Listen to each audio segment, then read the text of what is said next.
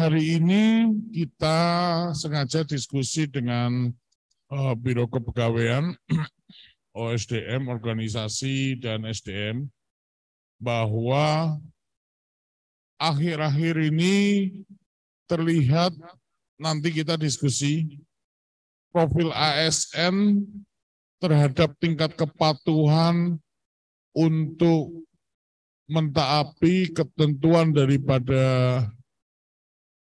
peraturan yang ada, nanti ada gambarannya, profil jumlah pegawai yang taat, berapa jumlah pegawai yang tidak taat, bahkan nanti ada disampaikan sama narasumber tentang data yang sudah dijatuhin hukuman disiplin. Nanti compare berapa yang dapat hadiah juga, reward and punishment. Namun pada hari ini kita akan mengerucut dari PP 94 itu, ada hal yang mengganjal sekarang nih. Nggak tahu nih, dengan maraknya sosial media, tingkat tren daripada hukuman disiplin terhadap pernikahan dini apa pernikahan lagi nih. Sama tersenyum nih. Jadi tingkat hukuman disiplin terkait dengan masalah pernikahan, kawin cerai atau cerai kawin, ataupun yang berdampak dari situ ternyata cukup signifikan. Hari ini nanti ada 5 session. Session pertama kita ngomong yang tadi, yang nikah-nikah, yang cerai-cerai, maupun yang kawin lagi. Nah, hari ini sessionnya kita akan ngomong itu. Kita akan kupas tuntas bagaimana sih caranya pegawai negeri bisa kawin, nikah, bagaimana sih caranya pegawai negeri melakukan proses pengajuan cerai, bagaimana sih proses pengajuan cerai itu apabila tidak sesuai dengan ketentuan, ataupun kata kepala instansi rekam medik itu nyatetnya susah nih, kawin cerai, siapa yang mau ditulis nih. Nanti ada beberapa persyaratan administrasi yang harus kita lihat.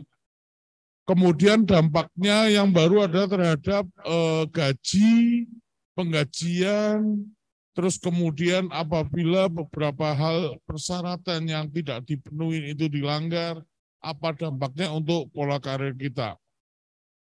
Pada prinsipnya menjadi sebuah ASN itu memang penuh dengan beberapa ketentuan baku yang sudah diatur.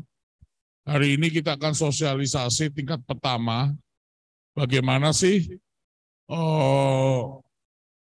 tren terhadap disiplin pegawai PP 94 tahun 2021 yang diperbarui. Kita akan dengarkan Pak Wahyu itu adalah salah satu kunci di belakang layar di Kementerian Kesehatan terhadap proses penjatuhan hukuman disiplin, tapi nggak pernah nikah lagi, istrinya cuma satu. Nah, karena dia tahu beberapa peraturan yang mendasarin untuk kita taat. Kepada Pak Wahyu dari Biro Organisasi SDM Kementerian Kesehatan, waktu dan tempat kami persilakan. Baik. Terima kasih Pak Eko. Assalamualaikum warahmatullahi wabarakatuh. Mohon izin, apakah suara kami terdengar Bapak Ibu?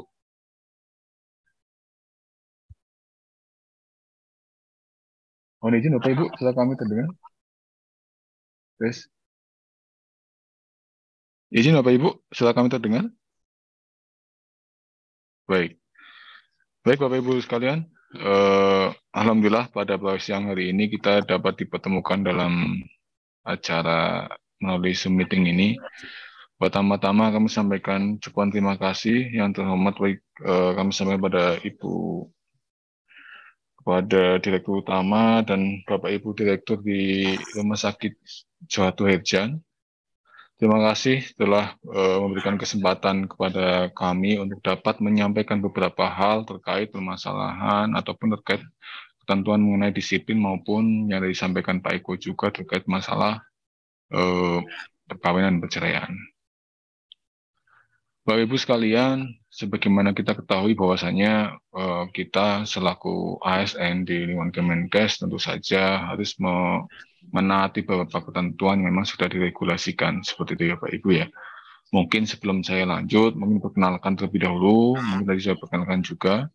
Nama saya Wahyu Anggota Suseno, kebetulan saat ini sebagai analis kepegawaian ahli muda yang diberikan tugas tambah sebagai Ketua Tim Penegakan Disiplin dan Pemberian Penghargaan ASN di Biro Organisasi dan Sumber Daya Manusia.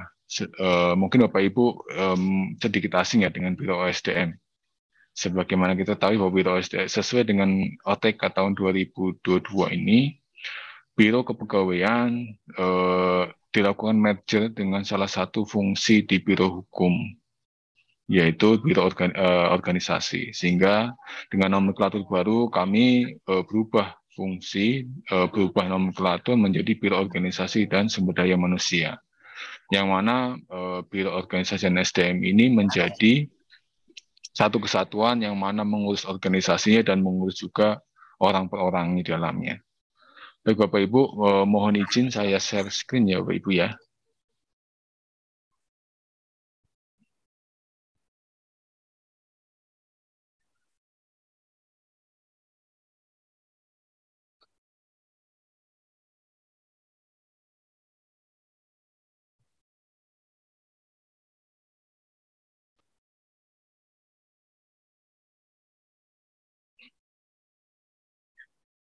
Baik Bapak Ibu, sebagaimana kita ketahui bahwa per Oktober 2022 jumlah pegawai di Kemenkes itu sejumlah 49.758 yang berstatus sebagai PNS dan 152 orang berstatus sebagai P3K. Ini profil pegawai di lingkungan Kemenkes Bapak Ibu yang mana berdasarkan jenis kelamin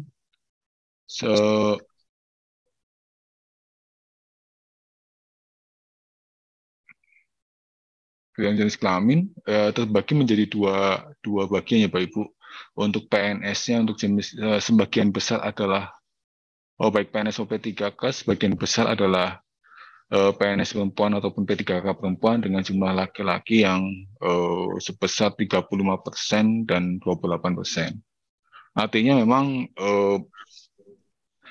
pegawai di luar Kemenkes lebih banyak diisi oleh pegawai perempuan yang mana tentu saja ini menjadi hal yang perlu diperhatikan juga yang mana jika kita melihat dengan adanya kondisi saat ini maka pegawai perempuan dengan kesetaraan gendernya otomatis akan diberikan tugas dan peran yang sama dengan PNS laki-laki ataupun P3K laki-laki seperti Bapak Ibu ya. Kemudian jika kita melihat dari generasinya, sebagian besar pegawai di Kemenkes adalah generasi X dan generasi Y. Ada sekitar 53,9% generasi X dan 41,2% generasi Y. Artinya saat ini pegawai di Kemenkes memiliki rentang usia yang masih cukup muda, yang ini menjadi menjadi salah satu motor penggerak di Kementerian Kesehatan. Dan tentu saja tidak lupa juga bahwa Bapak Ibu pendahulu kita tentu saja ini mempunyai peran yang penting juga sebagai pengarah dalam menjalankan tugas dan kegiatannya. Kemudian apabila dilihat dari jenis jabatannya, sebagian besar saat ini sudah menduduki jabatan fungsional yang mana hal ini adalah sebagai tindak lanjut dari penyederhanaan birokrasi.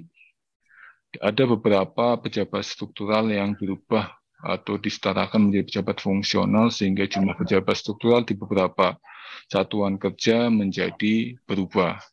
Seperti contohnya di tempat kami di Biro OSDM yang tadinya terdiri ada JPT Pratama, kemudian pejabat administrator atau eselon 3 dan pejabat pengawas atau eselon 4. Saat ini hanya terdiri dari pejabat tinggi Pratama, setingkat eselon 2 dan Kasubag Adum. Jadi ya tidak ada eselon 3 ataupun eselon 4 lain selain Kasubag Adum. Kemudian kalau kita melihat berdasarkan pendidikan, sebagian besar pegawai di Kemenkes mempunyai latar belakang pendidikan D4 ataupun S1 sebesar 34,7%, dengan peringkat kedua ada di latar belakang pendidikan D1 sampai dengan D3 sebesar 30,5%. Kemudian berdasarkan unit utama, yang terbesar adalah di Direktorat Jenderal Pelayanan Kesehatan. Adapun Bapak Ibu di Rumah Sakit Suharto Harjan menjadi bagian dari Yankes yang memberikan sumbangan terhadap jumlah pegawai yang cukup besar di Direktorat Jenderal dan Pelayanan Kesehatan. Artinya memang sesuai dengan tugas fungsi dari Kementerian Kesehatan yang memberikan layanan kesehatan, Bapak Ibu sekalian sebagai garda terdepan dalam pelaksanaan tugas Kementerian Kesehatan. Kemudian jika dilihat dari golongan PNS, sebagian besar golongan 3, Bapak Ibu, sebesar 67,6%. Kemudian Bapak Ibu sekalian, dengan jumlah pegawai yang cukup besar, kemudian dengan demografi pegawai yang cukup menyebar dan jenisnya beraneka ragam, maka tentu saja akan berpengaruh terhadap perilaku ataupun kondisi penerapan disiplin di masing-masing unit kerja. Sebagaimana kita ketahui, Bapak Ibu, sebagai data terlampir, jika kita melihat tren penjatuhan hukuman disiplin 3 tahun terakhir, kita bisa melihat bahwa yang memiliki tingkat pelanggaran disiplin ada di Direktorat Jenderal Pelayanan Kesehatan. Ini sejalan dengan jumlah pegawai terbanyak. Artinya linear ya Bapak Ibu, semakin tinggi jumlah pegawai maka ternyata jumlah pelanggaran disiplinnya pun mengikuti. Seperti itu Bapak Ibu. Jika kita melihat di tahun 2020, di sini ada 33 pelanggaran disiplin yang telah jatuhkan hukuman disiplin tingkat sedang maupun berat sampai dengan pemberhentian Bapak Ibu sekalian. Jika kita melihat lebih jauh di dalamnya, pelanggaran disiplin ini ternyata tidak hanya terkait pelanggaran masuk kerja, sebagaimana kita ketahui bahwasanya yang paling sering dilakukan penegakan selama ini pasti lebih cenderung ada terkait masalah ketidakhadiran ataupun jam kerja seperti itu Bapak Ibu ya. Namun di samping itu juga terdapat pelanggaran-pelanggaran lain seperti contohnya adalah pelanggaran terhadap ketentuan peraturan perundangan lainnya. Di antaranya adalah terkait pelaksanaan ataupun peraturan yang mengatur mengenai perkawinan ataupun perceraian.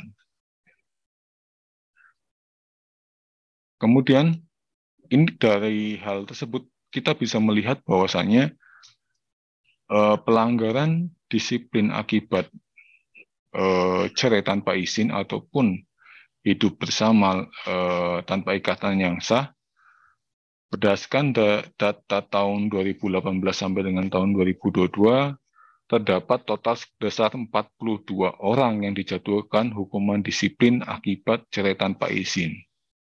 Artinya Bapak Ibu sekalian, selain pelanggaran jam kerja, selain pelanggaran terkait PP 94, pelanggaran terhadap pengaturan di PP 10 junto PP 45 tentang izin perkawinan dan perceraian cukup memberikan kontribusi. Hal ini terjadi karena diantaranya adalah kurangnya pemahaman baik dari PNS-nya itu sendiri maupun pengelola kepegawaian. Jadi berdasarkan data yang kami terima, ada penjelasan yang kurang pas dari pengelola kepegawaian ataupun ada juga sudah disampaikan namun pegawai tersebut tetap tidak mengindahkan.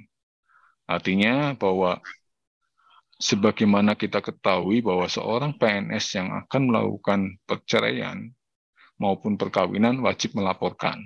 Melaporkannya bagaimana dan tata caranya bagaimana nanti kita akan bahas di berikutnya ya Bapak Ibu ya. Sebagai ini di tahun 2022 sampai dengan bulan Desember ini sudah ada 9 orang PNS di lingkungan Kemenkes. Di sini paling banyak saat ini ada di P2P ya Bapak Ibu. Ini terkait cerai tanpa izin. Kalau kita melihat latar belakang pelaksanaannya, tadi sampaikan bahwa kurangnya pemahaman, yang kedua adalah memang sengaja melakukan. Artinya karena mereka merasa prosesnya berbelit dan sebagainya, mereka mengambil resiko tetap melakukan perceraian tanpa terlebih dahulu adanya izin ataupun surat keterangan dari pejabat yang berwenang. Kemudian, jika kita melihat tren atau data permohonan izin atau surat keterangan untuk melakukan perceraian, kalau kita melihat trennya cukup variatif ya Pak Ibu ya, ada tahun yang meningkat, ada tahun yang menurun. Ini yang cukup menjadi perhatian kami adalah di masa pandemi di tahun 2020, ternyata usulan untuk melakukan perceraian tetap tinggi juga. Itu ada sebesar 42 orang di lingkungan Direktorat Jenderal Pelayanan Kesehatan.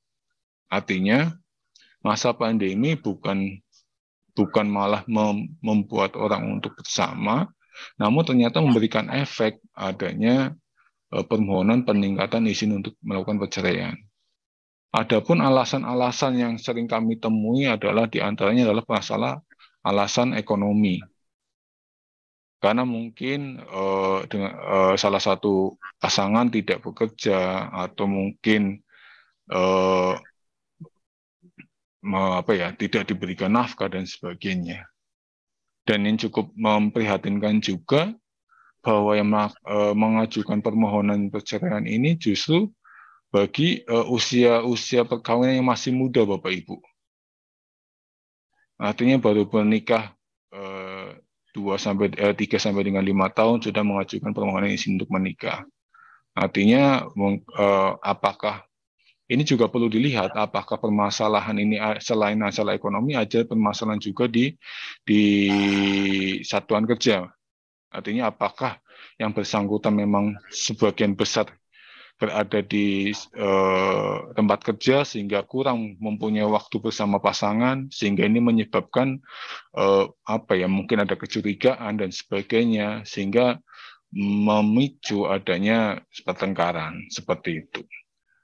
Dan ternyata selain itu ada beberapa yang mengajukan permohonan perceraian ini ternyata usianya pun sebenarnya sudah tidak muda lagi ya, artinya memang justru sudah punya anak, bahkan ada yang sudah mempunyai cucu, pada akhirnya mengajukan permohonan perceraian. Biasanya memang kalau kita melihat salah satu faktornya adalah masalah komunikasi, itu poin penting yang mungkin bisa digarisbawahi Bapak Ibu. Kemudian terkait perkawinan perceraian PNS ini, bahwasanya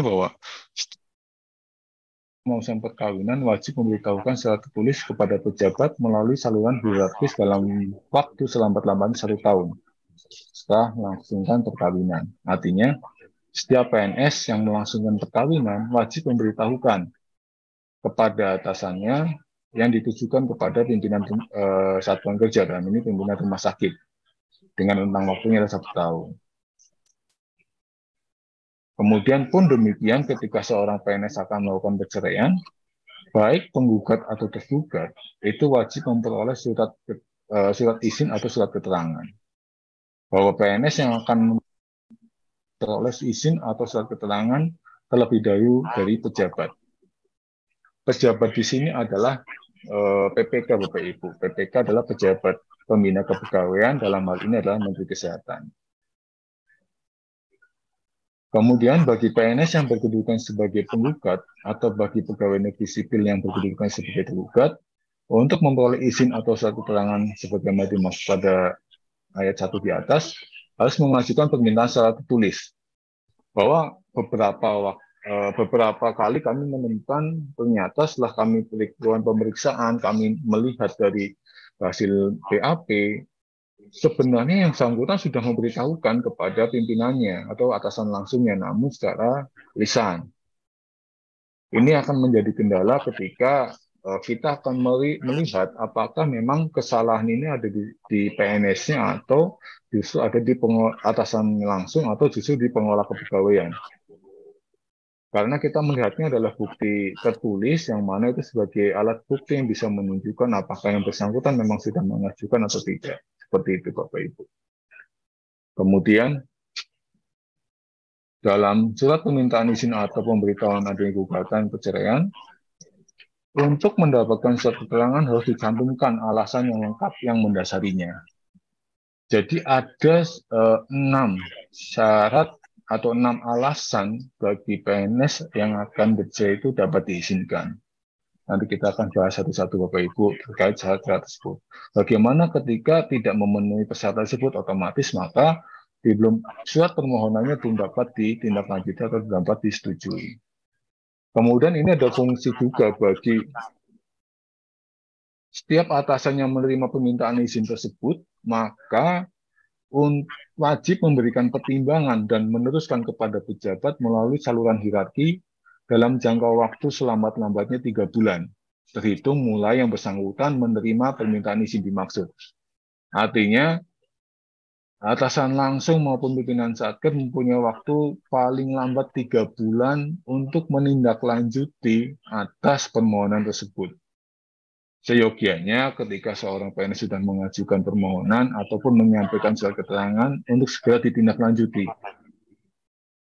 Sehingga hal ini tidak memberikan kerugian bagi PNS yang bersangkutan. Jangan sampai ketika misalkan PNS sudah mengajukan secara tertulis, namun tidak ditindaklanjuti oleh atasan langsungnya, atau justru memberikan informasi yang kurang tepat, akan berdampak bagi PNS-nya. Yang mana bahwa dampak ini justru akan menimbulkan kerugian.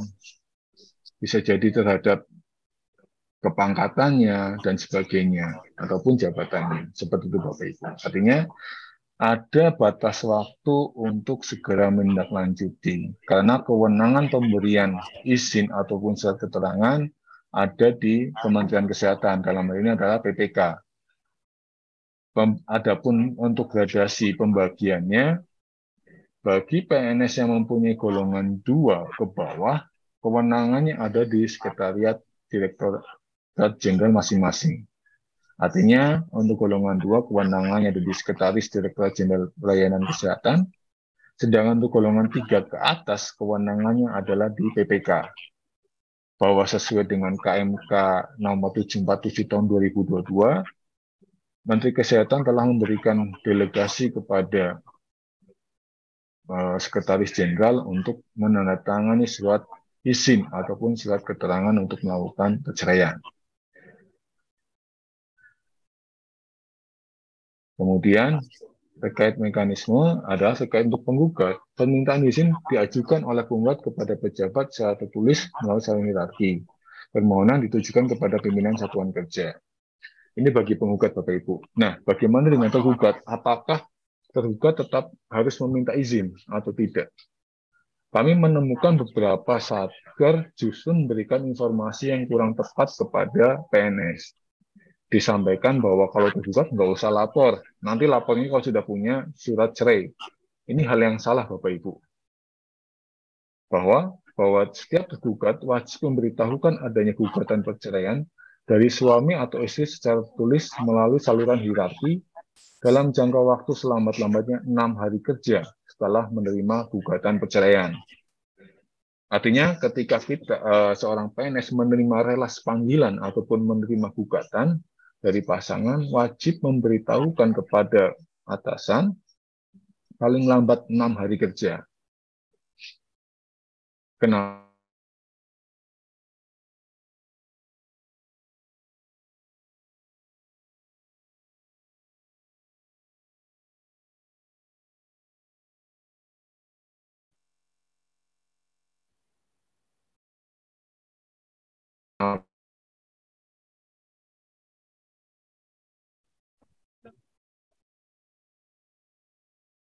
Tidak diatur dalam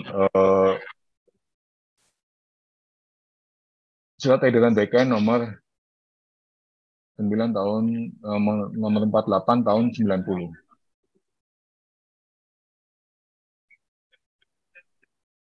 Kemudian untuk alasan yang dapat diberikan izin untuk melakukan perceraian ataupun surat keterangan untuk melakukan perceraian adalah apabila salah satu pihak berbuat zina yang dibuktikan dengan adanya surat dari 2 orang saksi dan surat keterangan lurah. nanti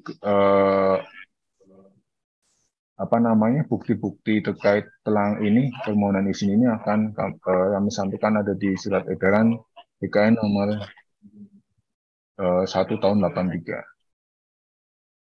Kemudian salah satu pihak menjadi pemabuk, pemadat, penjudi yang sulit disembuhkan. Kemudian salah satu pihak meninggalkan pihak lain selama 2 tahun berturut-turut tanpa izin dan tanpa alasan yang sah. Kemudian untuk B dan C ini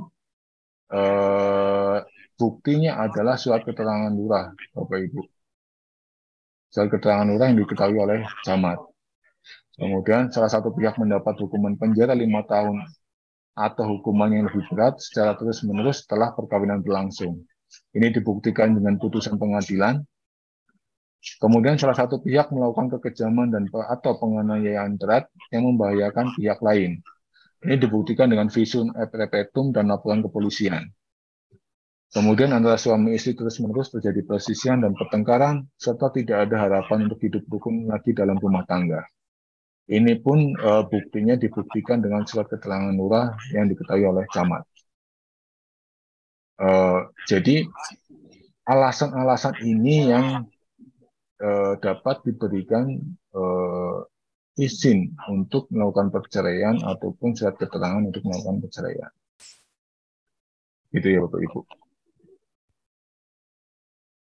Kemudian bagaimana alur atau mekanisme ketika seorang PNS akan melakukan atau mengajukan surat permohonan untuk melakukan perceraian atau surat keterangan untuk melakukan perceraian. Bahwa setelah melakukan permohonan atau memberitahukan secara tertulis kepada atasan, maka pemanggilan dilakukan kepada kedua belah pihak secara tertulis. Ini dilakukan oleh pimpinan Satker atau satuan kerja atau pejabat lain yang ditunjuk. Dalam hal ini misalkan di Rumah Sakit Johato Herjan dapat menunjuk misalkan di SDM untuk melakukan pemanggilan dan pembinaan. Pemanggilan ini dilakukan secara terpisah ya Bapak Ibu, bagi pihak suami dan pihak istri. Artinya kedua belah pihak tetap dipanggil, namun jangan dalam waktu yang bersamaan. Supaya kita bisa menggali informasi yang ada, alasannya mengapa, dan harapannya dengan dilakukan pembinaan ini, maka yang tadinya bercerai, yang ingin bercerai menjadi rujuk kembali, seperti itu Bapak Ibu. Nah, bagaimana ketika tidak hadir? Untuk PNS yang melakukan permohonan, itu wajib hadir ya Bapak Ibu. Sedangkan untuk pasangan, ketika dihadirkan tidak hadir, maka dilakukan pemanggilan kedua. Dan bagaimana ketika ternyata sampai dengan pemanggilan kedua tidak hadir juga, maka cukup dibuatkan BAP yang menerangkan bahwa yang bersangkutan sudah dipanggil dan tidak memenuhi panggilan. Artinya pembinaan ini sebenarnya dalam rangka untuk mendamaikan atau merukunkan kembali. Namun apabila berdasarkan pembinaan ini tidak ketemu titik terang, sehingga maka proses dapat dilanjutkan. Seperti itu Bapak Ibu. Kemudian hal dari BAP ini menjadi salah satu dasar pengusulan permohonan surat izin atau surat keterangan untuk melakukan perceraian. Selain yang pertama adalah surat permohonan dari yang bersangkutan, kemudian ada surat panggilan, ada surat bentuk pembinaan, kemudian ada bukti alasan perceraian, dan untuk yang beragama Muslim ada pembinaan dari BP4. Atau untuk agama lain menyesuaikan. Misalkan yang untuk Nasrani ataupun Katolik bisa mendapatkan surat pengembalaan dari gereja, sedangkan untuk dari agama lain silakan menyesuaikan dari agamanya masing-masing. Maksud dan tujuan pembinaan ini adalah sama Bapak Ibu, seperti yang dilakukan oleh satuan kerja, supaya memang kepada kedua belah pihak ini dapat rukun. Seperti Bapak Ibu tujuan utamanya. Kemudian bagaimana mengenai syarat dan dokumennya? Pada prinsipnya sama Bapak Ibu untuk persyaratannya. Yang pertama, baik mohon maaf ini bukan perkawinan, ini penggugatan dan gugat mohon izin Bapak Ibu. Yang kiri ada penggugat, yang kanan adalah tergugat. Dokumennya adalah sama Bapak Ibu, sebagian besar. Yang pertama dokumen kepegawaian, SK dari awal sampai dengan akhir, kemudian kutipan akta nikah, kemudian surat permohonan izin untuk melakukan perceraian, ini khusus penggugat, dan surat pemberitahuan adanya gugatan, ini khusus tergugat. Kemudian khusus tergugat ada relas panggilan pengadilan, ini untuk membuktikan bahwa yang bersangkutan telah dipanggil dari pengadilan. Kemudian surat pemanggilan pembinaan kedua belah pihak. Kemudian ada berita bukti kirim surat pemanggilan, kemudian ada berita acara pembinaan kedua belah pihak, kemudian bukti alasan cerai yang tadi disampaikan di awal. Ada surat lurah yang diketahui camat, ada visum, atau ada putusan pengadilan. Kemudian bagi PNS pria yang mengajukan gugatan cerai, maka wajib menyerahkan surat pernyataan pembagian gaji. Bagi PNS pria ya Bapak Ibu ya. Adapun pembagian gaji inilah sepertiga untuk yang bersangkutan, sepertiga untuk bekas istri, dan sepertiga untuk anak. Bagaimana ketika tidak memiliki anak? Maka pembagiannya adalah setengah untuk PNS, setengah untuk bekas istrinya. Seperti itu Bapak Ibu. Sampai kapan diberikan ini? Sampai dengan si istri, bekas istri ini menikah kembali. Seperti itu. Bagaimana ketika jumlah anaknya banyak? Bagaimana pembagiannya? Pembagian sepertiga ini tidak melihat jumlah anaknya Bapak Ibu. Baik anaknya 1, anaknya 3, atau berapapun, maka pembagian gajinya adalah sepertiga. Kemudian bagaimana ketika yang menggugat adalah istri? Apakah memang wajib menyerahkan sebagian gaji? Tidak. Untuk penggugat yang perempuan, maka tidak diwajibkan untuk menyerahkan surat pembagian gaji. Kemudian mungkin timbul pertanyaan, Pak, bagaimana misalkan PNS prianya menggugat karena pasangannya terbukti selingkuh atau melakukan zina? Maka tidak ada kewajiban bagi PNS pria untuk menyerahkan sebagian gajinya apabila alasan yang disampaikan adalah misalkan pasangannya melakukan zina, pemabuk, dan sebagainya. Seperti itu Bapak Ibu. Kemudian khusus yang penggugat, maka ada surat keterangan penasihatan dari lembaga terkait PP4 atau VJ dan sebagainya. Kemudian ada usulan dari Satuan Kerja Pemilih Utama, kemudian yang utama ke Sekretaris Jenderal. Ini untuk terkait dokumentasi dan tata caranya ya Pak Ibu ya.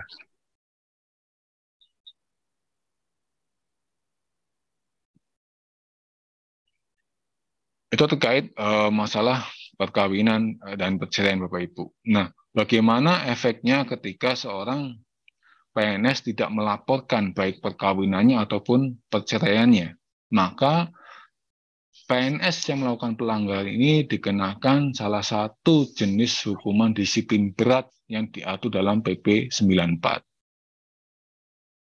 Yang di PP 94 mengatur pengaturan bahwasanya terkait pelanggaran yang dilakukan terhadap PP 10 maupun PP 45, maka dijatuhkan salah satu hukuman disiplin berat. Ini membawa perubahan yang mana sebelumnya di aturan PP 10 Junto PP 45 diatur di dalamnya apabila seorang PNS melakukan pelanggaran terhadap ketentuan perkawinan dan perceraian maka dijatuhkan hukuman disiplin berat sesuai dengan PP 53. Dan khusus PNS wanita yang menjadi istri kedua, ketiga, dan seterusnya, maka diberhentikan tidak dengan hormat.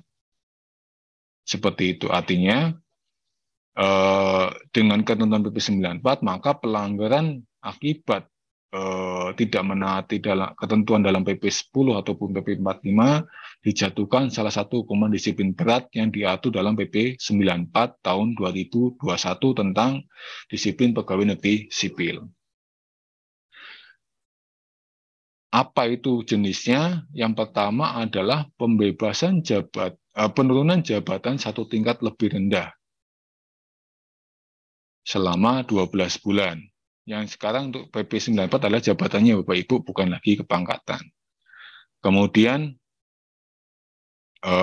yang kedua, pembebasan dari jabatan menjadi pejabat pelaksana. Artinya yang tadinya pejabat struktural ataupun pejabat fungsional diturunkan atau dibebaskan jabatannya menjadi pejabat pelaksana. Kemudian yang terakhir adalah pemberhentian dengan hormat tidak atas permintaan sendiri. Seperti itu Bapak Ibu. Kemudian kalau kita bicara disiplin, maka tentu saja tidak lepas adanya aturan disiplin PNS ya Bapak Ibu. Ini sekarang mungkin kita menyambung dalam aturan disiplin yang mana ketika bicara disiplin adalah merupakan kesanggupan bagi setiap PNS untuk menaati kewajiban dan menghindari larangan yang telah ditentukan dalam peraturan perundang-undangan. Peraturan perundang-undangan yang mana? Baik peraturan perundangan mengenai disiplin PNS maupun peraturan perundang-undangan lain yang mengatur terkait pegawai negeri sipil. Seperti halnya adalah diatur dalam PP 11, PP 17 terkait manajemen PNS, ataupun PP 10 junto PP 45 terkait perkawinan dan perceraian. Kemudian apabila hal ini dilanggar, otomatis akan terjadi pelanggaran disiplin. Nah, pelanggaran disiplin ini tentu saja tidak hanya berupa ucapan, namun juga tulisan ataupun perbuatan PNS yang tidak menaati kewajiban dan atau melanggar larangan ketentuan disiplin PNS, baik yang dilakukan di dalam maupun di luar jam kerja. Mengapa demikian? Karena status PNS kita adalah melekat selama 24 jam, Bapak Ibu. Bukan berarti ketika kita selesai jam kantor, maka kita bebas mau ngapa-ngapain. Kita mau menyampaikan apapun, atau kita mau berbuat semaunya kita, istilahnya seperti itu ya Bapak Ibu.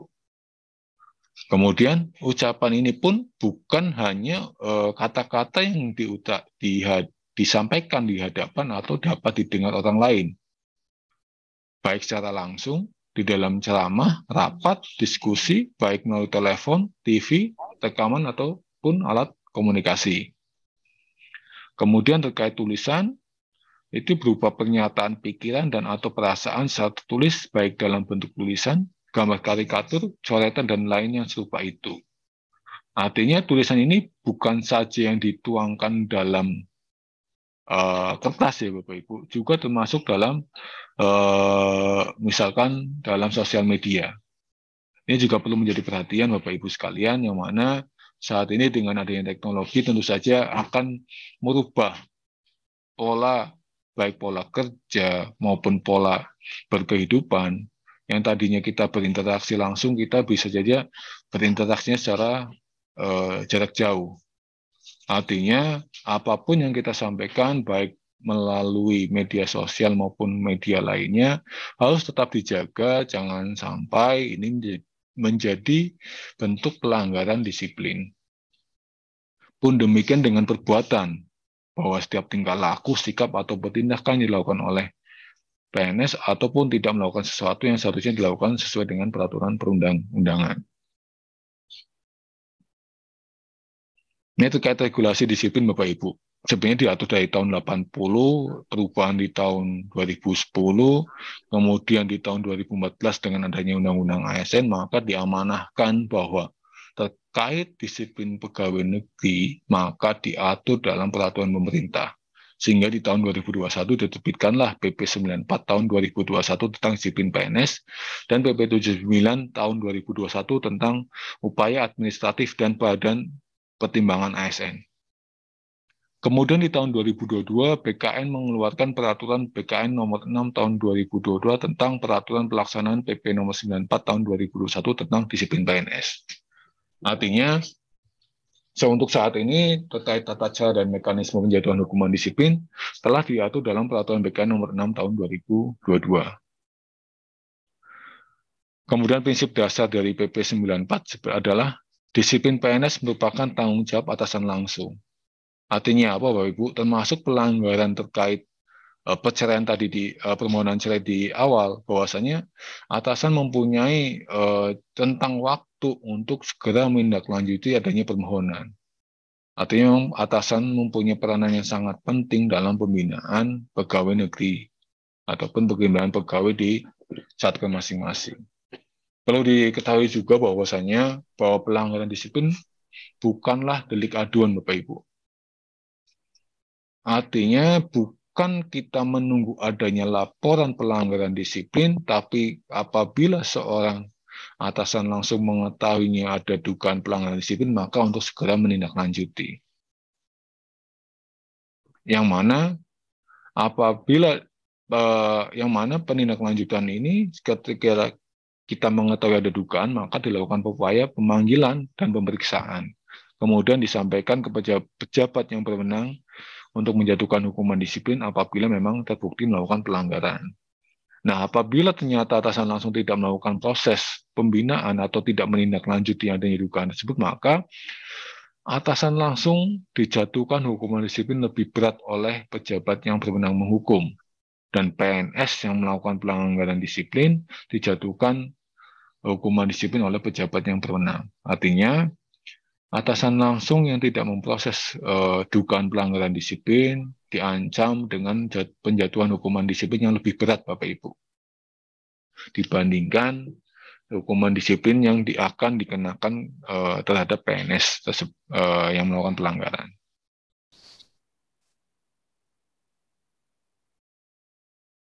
Kemudian, kalau kita melihat di aturan PP 94 ini dengan PP 53 ada beberapa hal yang berbeda, Bapak Ibu. Yang perbedaan yang pertama terhadap kewajiban dan larangan yang sebelumnya hanya diatur dalam 2 pasal di PP 53, di PP 94 diatur dalam 3 pasal. Kewajiban diatur dalam pasal 3 dan pasal 4, dan larangan diatur dalam pasal 5. Kemudian untuk jenis hukuman disiplin ringan ini sama, Bapak Ibu. Yang berbeda adalah terkait jenis hukuman disiplin sedang. Jenis hukuman disiplin sedang ini di PP 94 diatur mengenai pemotongan tunjangan kinerja sebesar 25% selama 6 bulan, kemudian pemotongan tunjangan kinerja sebesar 25% selama 9 bulan, dan pemotongan tunjangan kinerja sebesar 25% selama 12 bulan. Namun, ketika kita melihat pasal 42 PP 94, bahwa tingkat dan jenis hukuman disiplin sedang terkait pengurangan tunjangan kinerja ini berlaku setelah PP mengenai gaji dan tunjangan berlaku.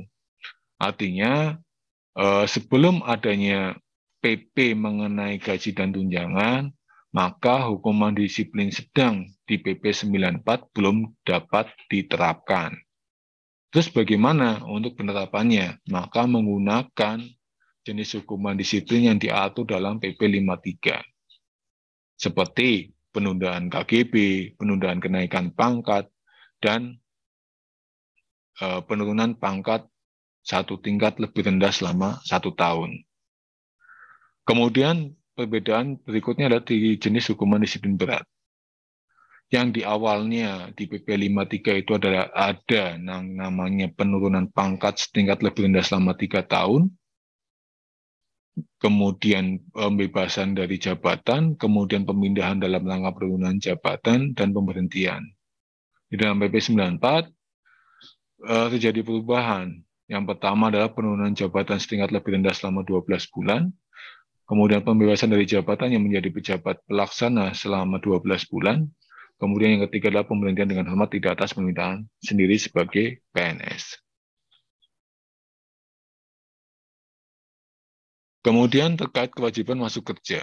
Yang dimaksud dengan masuk kerja dan menaati ketentuan jam kerja adalah kewajiban melaksanakan tugas sesuai dengan ketentuan sistem kerja yang dapat dilaksanakan melalui fleksibilitas dalam pengaturan lokasi dan waktu bekerja. Ketentuan adalah terkait wajib datang, melaksanakan tugas, dan pulang sebelum ketentuan jam kerja. Terkait regulasi mengenai kewajiban masuk kerja ini, Bapak Ibu, menunggu ditetapkannya Peraturan Menteri PAN dan RP yang mengatur mengenai kewajiban PNS masuk kerja dan menaati ketentuan jam kerja, khususnya terkait akumulasi keterlambatan dan pulang lebih cepat. Adapun yang diatur dalam PP 94 adalah untuk akumulasi hanya diatur terkait akumulasi ketidakhadiran. Yang mana ketika kita melihat di dalam PP 94, jumlah akumulasi harinya semakin pendek, Bapak Ibu. Yang tadinya di PP 53 itu 5 hari kerja baru dapat dikenakan hukuman disiplin, saat ini maka 3 hari kerja tidak masuk tanpa alasan yang sah, sudah dikenakan hukuman disiplin teguran lisan secara tertulis. Kemudian 4-6 hari kerja dikenakan teguran tertulis, Kemudian 7-10 hari kerja tanpa alasan sah dikenakan pernyataan tidak puas secara tertulis. Kemudian 11-13 hari kerja dikenakan pemotongan tukin 25%, namun dengan adanya sebelum adanya PP gaji maka dikenakan penundaan KGB. 14-16 hari kerja dikenakan pemotongan tukin selama 25% selama 9 bulan. Namun ini dikenakannya adalah penundaan kenaikan pangkat selama 1 tahun. Kemudian 17-20 hari kerja dikenakan pemotongan tukin 20% selama 12 bulan. Sehubungan dengan tadi belum adanya PP gaji, maka dikenakan penurunan pangkat 1 tingkat lebih rendah selama 1 tahun. Kemudian akumulasi 21 sampai dengan 24 hari kerja, berupa penurunan jabatan setingkat lebih rendah selama 12 bulan, kemudian 25 sampai 27 hari kerja, pembebasan jabatan menjadi pejabat pelaksana selama 12 bulan. Kemudian lebih sama dengan 28 hari kerja, maka diberhentikan dengan hormat tidak atas permintaan sendiri. Ini akumulasi ya Bapak Ibu. Bagaimana ketika terus-menerus? Maka di PP 94 bahwa seorang PNS yang tidak masuk kerja secara terus-menerus tanpa alasan yang sah selama 10 hari, maka diberhentikan. Artinya, hukuman disiplin terkait pelanggaran masuk kerja dan jam kerja dilihat yang pertama adalah akumulasi dan yang kedua adalah apakah terus-menerus. Ketika terus-menerus, maka hanya dalam rentang waktu 10 hari tanpa masuk, 10 hari tidak masuk tanpa alasan yang sah, maka diberhentikan dengan hormat tidak atas permintaan sendiri. Artinya, pengaturan terkait disiplin di PP 94 adalah semakin ketat Bapak Ibu dibandingkan di PP 53. Di PP 53, seorang PNS diberhentikan apabila akumulasi lebih sama dengan 46 hari kerja. Kemudian terkait kewenangan menjatuhkan hukuman disiplin, ini mungkin langsung ke JPT Pratama ya Bapak Ibu, bahwa pimpinan Satker, khususnya Direktur Rumah Sakit, Direktur Utama atau JPT Pratama berwenang untuk menjatuhkan hukuman disiplin bagi PNS di lingkungannya berada 1 tingkat di bawahnya untuk Bukdis tingkat ringan. Kemudian PNS di lingkungannya yang berada 2 tingkat di bawahnya untuk hukuman disiplin sedang. Ini untuk memudahkannya adalah 1 tingkat di bawahnya artinya adalah pejabat administrator. Kemudian 2 tingkat di bawahnya adalah pejabat pengawas. Kemudian pejabat fungsional di lingkungannya untuk hukuman ringan dan sedang. Bahwa JPT Pratama di Rumah Sakit Suatu Herjan berwenang untuk menjatuhkan hukuman disiplin ringan dan sedang untuk pejabat fungsional. Seperti itu Bapak Ibu. Kecuali pejabat fungsional utama. Pejabat fungsional utama berada kewenangannya ada di Menkes dan di Presiden. Seperti itu Bapak Ibu. Kemudian untuk jabatan administrator dan jabatan pengawas, kebetulan sudah tidak ada ya Bapak Ibu di Suatu Herjan, maka mungkin dapat di skip. Kemudian bagaimana cara pemanggilan dan pemeriksaannya Bapak Ibu? Bahwa setiap PNS yang diduga melakukan pelanggaran disiplin, maka dilakukan pemanggilan oleh atasan langsung ataupun ketua tim pemeriksa secara tertulis. Pemanggilan ini harus dilihat terhadap dugaan pelanggaran disiplin dan jenis sanksi yang akan dijatuhkan. Apabila sanksi yang akan dijatuhkan adalah sanksi sedang atau berat, maka pemanggilan dilakukan oleh tim pemeriksa, khususnya untuk pelanggaran disiplin tingkat berat. Ini wajib dibentuk tim pemeriksa Bapak Ibu. Sedangkan untuk pelanggaran disiplin tingkat ringan dan sedang, khusus untuk ringan, yang melakukan pemanggilan dan pemeriksaan adalah atasan langsung, sedangkan untuk sedang, boleh oleh atasan langsung sendiri, boleh juga oleh tim pemeriksa. Kemudian, bagaimana seandainya seorang pemanggilan ini dilakukan? Pemanggilan dilakukannya adalah 7 hari kerja Bapak Ibu. Sejak tanggal dibuatnya surat pemanggilan. Artinya, seorang PNS diminta menghadap kepada atasan langsung ataupun tim pemeriksa 7 hari kerja setelah tanggal dilakukan pembuatan surat pemanggilan. Ketika hadir maka dilakukan pemeriksaan dan dibuatkan dalam BAP. Apabila tidak hadir maka dilakukan pemanggilan kedua. Setelah dilakukan pemanggilan kedua selama rentang waktunya sama Bapak Ibu 7 hari kerja, terhitung sejak tanggal di mana yang bersangkutan seharusnya hadir di pemanggilan pertama. Ketika hadir maka dilakukan pemeriksaan dan dibuatkan BAP. Bagaimana jika tidak hadir? Maka dibuatkan berita acara pemeriksaan dan disampaikan bahwa yang bersangkutan tidak menghadiri panggilan. Dan meskipun tidak hadir, cukup dilakukan 2 pemanggilan, maka yang bersangkutan dapat dijatuhkan hukuman disiplin berdasarkan alat bukti dan keterangan yang ada. Artinya tidak perlu menunggu dilakukan pemanggilan ketiga, keempat, dan seterusnya Bapak Ibu. Cukup dua kali dalam pemanggilan 2 kali saja. Pemeriksaan dilakukan secara tertutup melalui tatap muka langsung maupun secara virtual dan hasilnya dituangkan dalam bentuk berita acara pemeriksaan. Pemanggilan dilakukan secara tertulis bagi PNS yang diduga melakukan pelanggaran disiplin dilakukan paling lambat 7 hari kerja sebelum tanggal pemeriksaan. Dalam hal PNS tidak memenuhi panggilan pertama, dilakukan pemanggilan kedua paling lambat 7 hari kerja sejak tanggal seharusnya yang bersangkutan diperiksa sesuai surat panggilan yang pertama.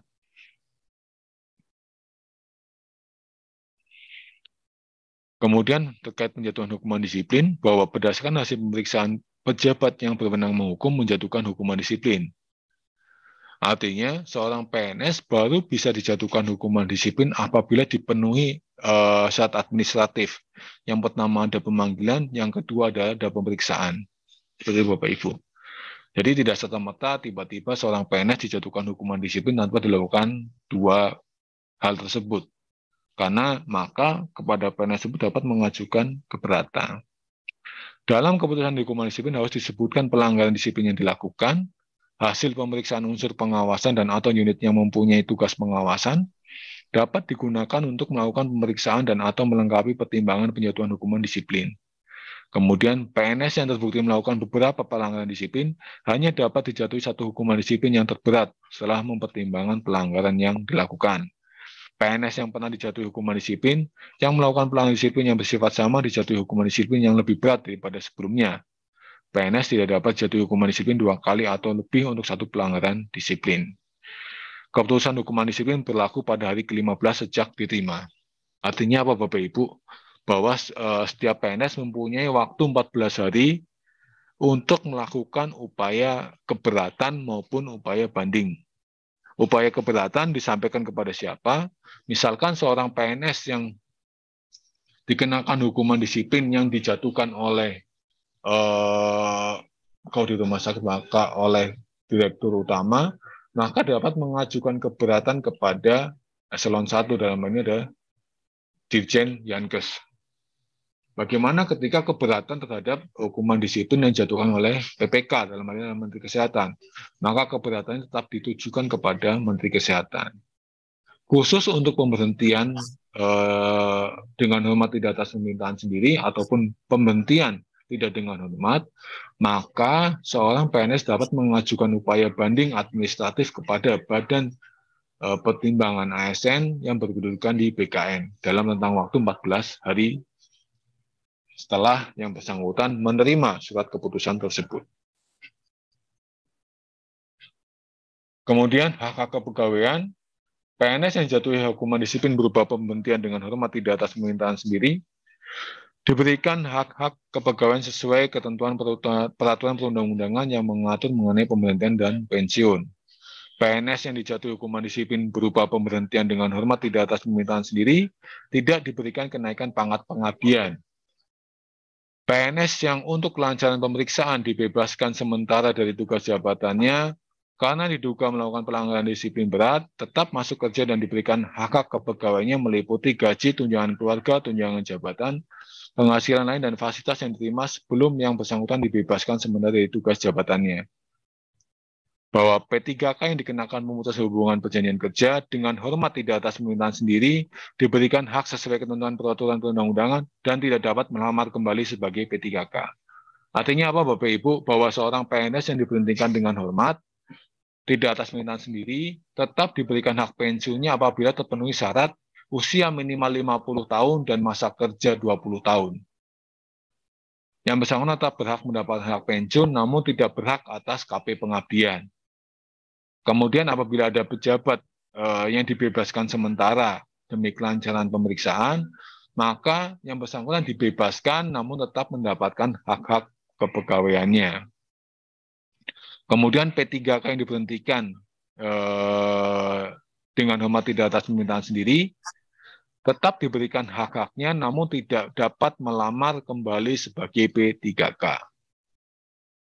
Kemudian ketentuan peralihan, hukuman disiplin yang telah dijatuhkan sebelum berlakunya PP ini atau sebelum berlakunya PP 94 tetap dijalani dan tetap dinyatakan tetap berlaku.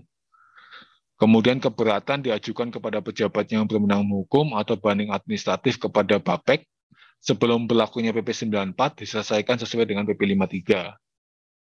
Bahwa pelanggaran disiplin yang dilakukan sebelum berlakunya PP 94 dan belum dilakukan pemeriksaan, maka terkait pemeriksaan dan tata cara serta penjatuhan hukuman disiplinnya berlaku ketentuan PP 94. Namun, apabila terhadap pelanggaran disiplin yang dilakukan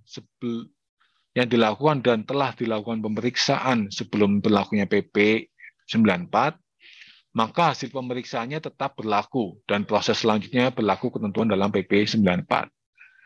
PNS yang melanggar ketentuan PP nomor 10 tahun 83 tentang izin perkawinan dan perceraian bagi PNS, sebagaimana telah diubah dengan PP nomor 45 tahun 90, dijatuhi salah satu jenis hukuman disiplin berat berdasarkan PP 94.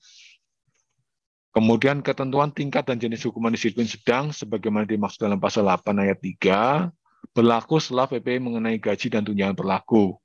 Sebelum berlakunya PP mengenai gaji dan tunjangan berlaku, maka jenis hukuman disiplin tetap mengacu pada PP nomor 53 tahun 2010 untuk hukuman disiplin tingkat sedang.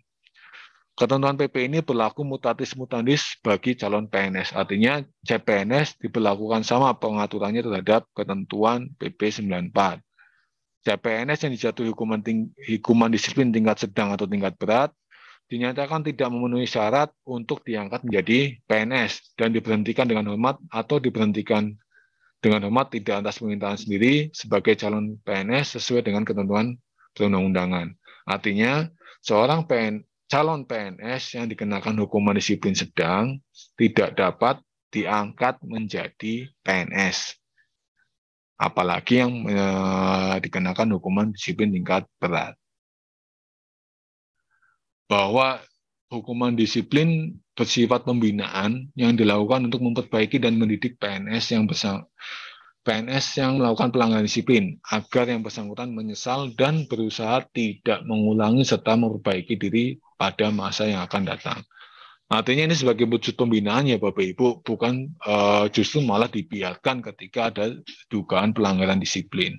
Dan ini juga menjadi kacamata ataupun cermin bagi pegawai lain bahwasanya setiap pelanggaran disiplin akan ditindak sesuai dengan ketentuan perundang-undangan dan harapannya tidak ditiru atau tidak dicontoh bagi pegawai lain, Ibu ya. Misalkan ada pelanggaran disiplin yang dibiarkan, maka orang pegawai lain akan melihatnya, wah itu aja tidak dilakukan apa-apa, ya saya berhak mengikuti hal tersebut.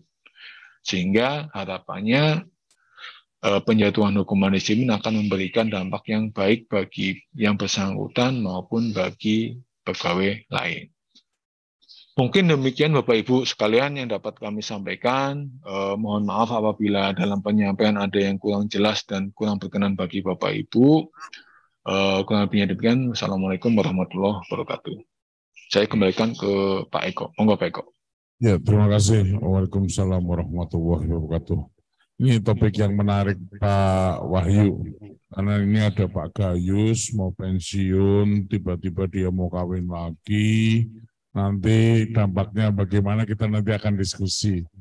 Pak Gayus langsung lihatin saya lagi. Baik, Bapak Ibu sekalian yang saya hormatin sebagai bahan resume, Yang pertama, PP 94 melindungi hak martabat daripada pekerja PNS wanita. Wanita dilarang, ASN dilarang untuk menjadi istri kedua. Kalau jadi istri kedua, maka dia dapat diberhentikan. Tapi bagaimana kalau PNS yang ingin istrinya 2, 3, atau 4, itu tadi belum disampaikan Pak Wahyu.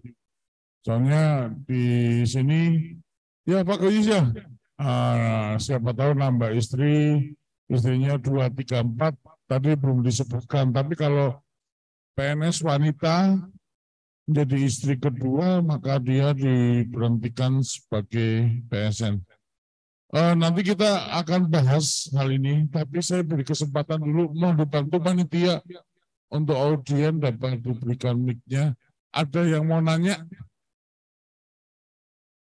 Ada nih. Yang pertama, tadi kalau PNS pria kalau punya istri kawin lagi gimana nih Pak Wahyu, nanti tolong dibahas.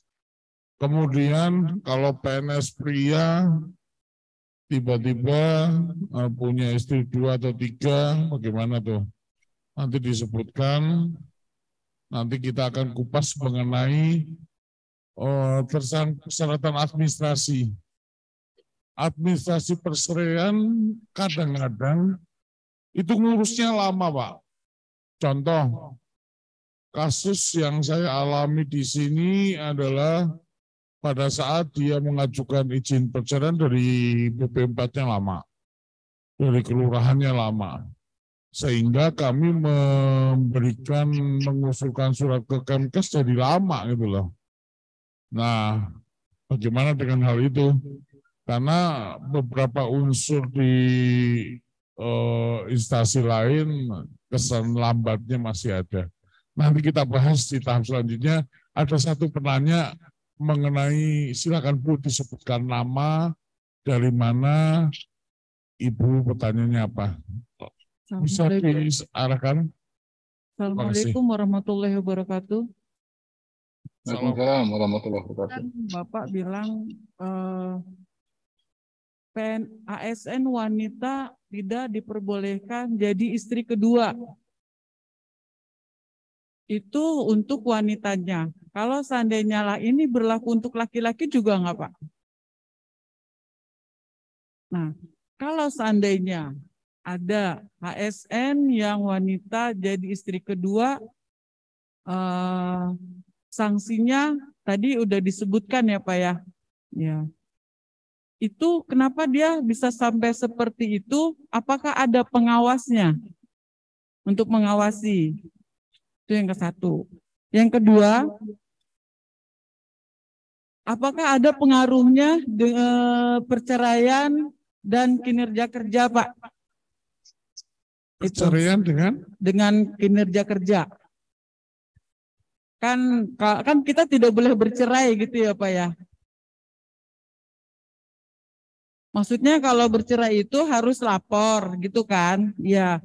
Apakah ada pengaruhnya nantinya dengan kinerja kerja gitu? Kan berhubungan dengan kedisiplinan ya Pak ya. Oke. Itu aja pertanyaan dari saya. Oke. Terima kasih. Pertanyaan Ibu saya luruskan dulu nih. Yang pertama pertanyaan sama nih. Kalau ASN perempuan tidak boleh menjadi istri kedua, yang laki-laki bagaimana gitu ya Bu ya? Pertanyaan itu. Iya, tadi saya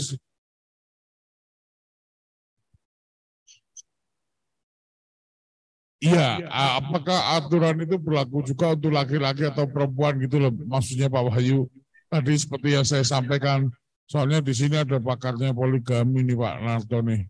Yang kedua, tadi saya luruskan dulu nih sebelum saya sampai ke Pak Wahyu. Ibu kan nanya, kalau PNS cerai, apakah ada dampak kinerjanya? Yang dimaksud gini Bu, kalau misalnya PNS melakukan perceraian, itu diwajibkan melaporkan. Melaporkan itu artinya bukan saya lapor cerai, tidak.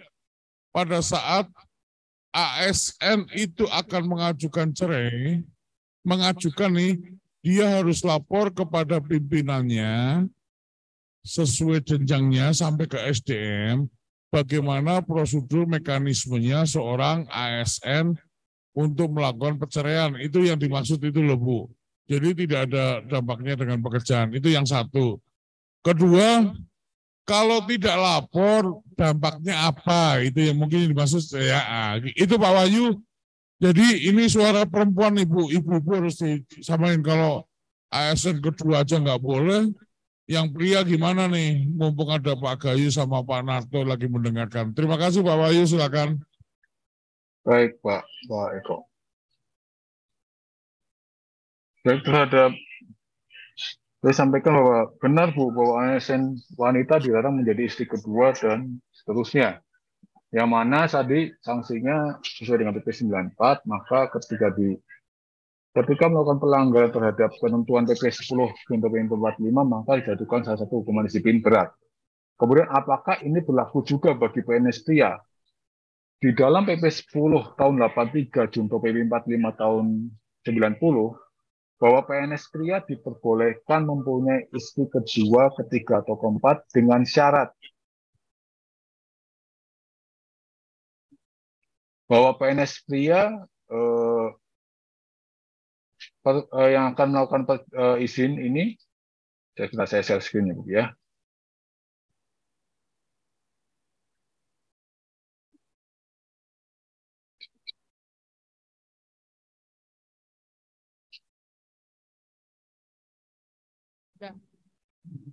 Nah, Ya. harus memenuhi syarat ini Bu. Yang pertama harus memajukan permintaan tertulis kepada atasan.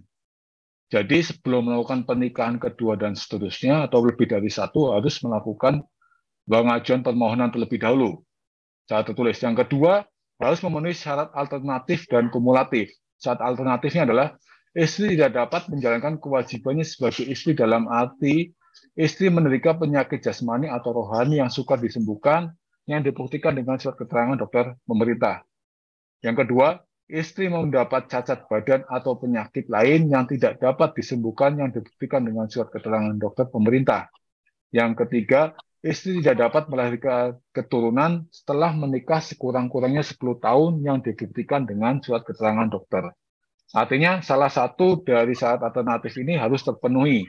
Kemudian harus terpenuhi syarat kumulatif. Yang pertama adalah ada persetujuan tertulis yang dibuat secara ikhlas dari istri PNS yang bersangkutan. PNS pria yang bersangkutan mempunyai penghasilan yang cukup untuk membiayai lebih dari seorang istri dan anak-anaknya yang dibuktikan dengan surat keterangan pajak penghasilan.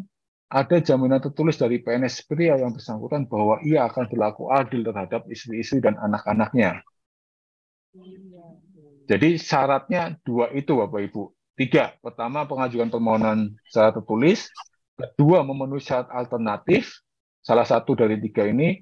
Yang ketiga adalah syarat kumulatif. Ketiga syarat ini harus terpenuhi. Bagaimana apabila tidak terpenuhi salah satu, maka tidak diizinkan atau tidak diberikan izin untuk di PNS pria menikah lebih dari satu kali. Yang perjelas dapat setuju apabila tidak bertentangan dengan ajaran agama. Yang kedua adalah memenuhi salah satu syarat alternatif dan semua syarat kumulatif. Tidak bertentangan dengan peraturan perundang-undangan. Alasan yang dikemukakan untuk beristri lebih dari seorang tidak bertentangan dengan akal sehat. Yang terakhir adalah tidak ada kemungkinan mengganggu pelaksanaan tugas kedinasan. Ini adalah syarat apabila seorang PNS pria akan berisi lebih dari satu. Nah, pertanyaannya mungkin akan muncul, bagaimana ketika seorang PNS pria ternyata sudah memiliki istri lebih dari satu, tapi belum mempunyai izin, maka kepada yang bersangkutan dijatuhkan hukuman disiplin tingkat berat. Seperti itu, Bapak Ibu. Kemudian bagaimana dari pertanyaan berikutnya adalah, bagaimana pengawasan yang ada atau tidak? Ketika kita melihat atau memaknai PP 94, bahwa apabila ada seorang PNS yang diduga melakukan pelanggaran disiplin, maka harus ditindaklanjuti. Pengawasannya dan monitoringnya itu saja ada di atasan langsung maupun teman-teman sekitarnya. Apabila seorang rekan kerjanya mengetahui ada seorang PNS melakukan pelanggaran, maka yang bersangkutan PNS rekan kerja ini dapat menyampaikan kepada atasan langsungnya seperti itu. Mungkin begitu ya Bapak Ibu atas pertanyaan Ibu tadi. Demikian Pak Eko. Maksudnya gini nih, kalau udah tahu nih Pak Gayus itu punya istri simpenan itu loh, tapi atasannya tidak melakukan tindakan, gimana caranya nih dilaporinya gitu ya Bu ya? Gitu loh Pak, maksudnya gitu loh Pak. Jadi kembali lagi ke saat ini Pak Eko, punten.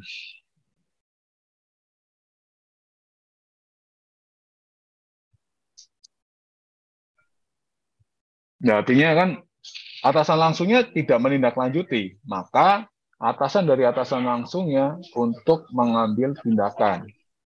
Seperti itu, Pak. Oke, iya. Jadi, paham. Maksudnya kan apakah perlu saya pakai tulisan surat ombudsman atau saya harus lapor menteri langsung atau gimana itu maksudnya Ibu. Jadi kan ini Ibu ini menyuarakan suara hati rakyat gitu loh Pak. Saya sudah lapor ke saya nih, saya cuek nih. Berarti sudah lapor ke direktur utama nih, direktur utama cuek nih. Terus gimana caranya? Maksudnya Ibu gitu loh Pak. Silakan laporkan ke kami Pak, hal itu Pak. Atau Pak Wahyu punya nomor hotline kontak nih, sehingga keluhan hal itu bisa ditampung gitu loh. Maksudnya Pak Wahyu, izin. Silakan. Baik, kalau untuk pelaporan pengaduan bisa disampaikan ke pengaduan izin Pak. Nanti dari izin akan menyampaikan ke kami Pak, seperti itu Pak, untuk tindak lanjutnya. Baik Bu, jadi kalau misalnya kami atasan tidak menindaklanjuti, Ibu nanti bisa ngomong hotline whistleblower Bu, yang ada di izin ini. Whistleblower itu nomor pengaduan. Ibu cukup ya? Paham? Pak Gayus silakan. Atau Pak Narto silakan. Terima kasih. Ini Pak, ada yang saya tanyakan. Apabila saya PNS, memang sudah diketahui. Dia tidak melapor ke atasan atau ke kantor. Ini dia sudah menikah Pak.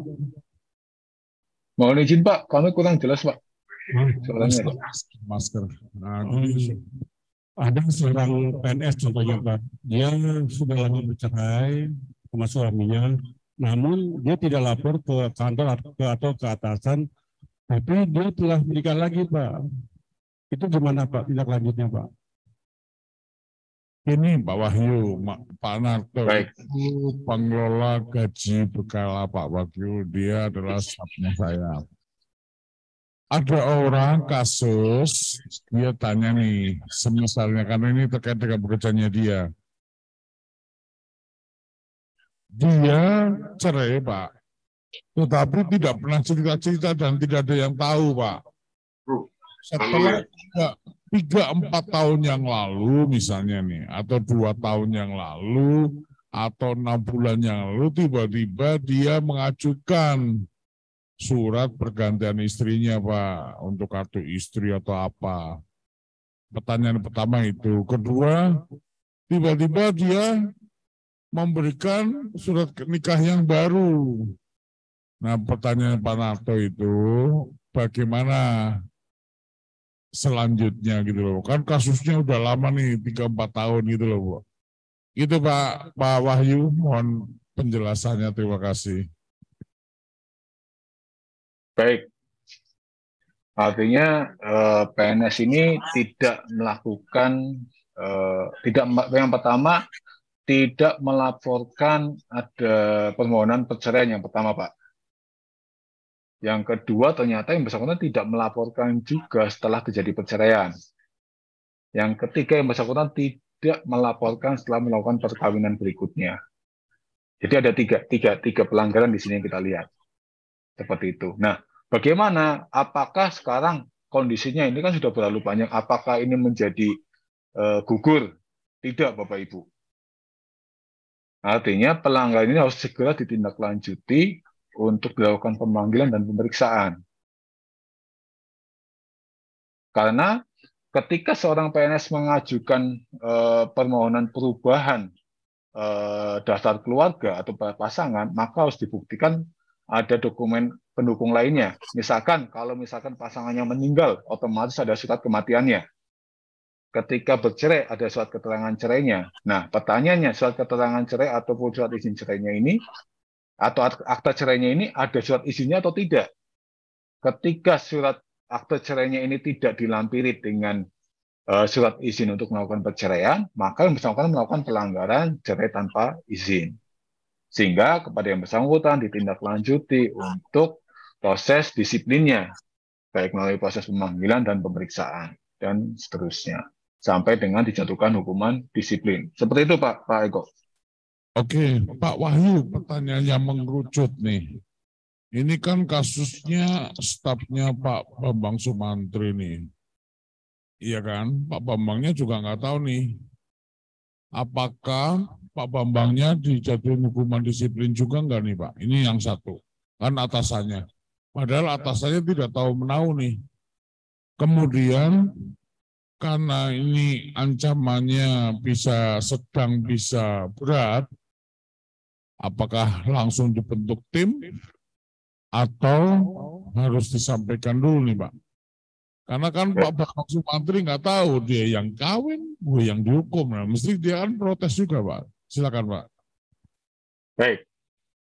Artinya ketidaktahuannya kan pada saat dulu ya, Pak ya. Saat ini kan mengetahui nih ada pelanggaran. Artinya sekarang jangan didiamkan ketika sudah tahu. Oke. Itu, Pak. Atasannya segera mengajukan surat usulan kepada pimpinan untuk dilakukan pemeriksaan gitu ya, Pak ya. Dan karena ancamannya berat, maka dibentuk tim pemeriksa yang terdiri dari atasan langsung, kepegawaian, dan pengawasan. Seperti itu, Pak. Catat Pak Bambang tuh, Mas Andi tuh. Nah, oke ya. Pak Nato, clear? Oke, Pak Gayus, tadi yang nikah siri, silakan.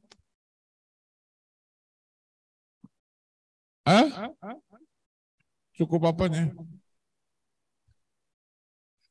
Baik, Bapak Ibu sekalian, ada lagi yang mau ditanyakan ini sebelum teman yang... Baik, saya izin Pak Wahyu. Silakan, Bu. Izin Pak Wahyu, saya mau nanya ini tentang kedisiplinan kerja. Kedisiplinan kerja ya Pak.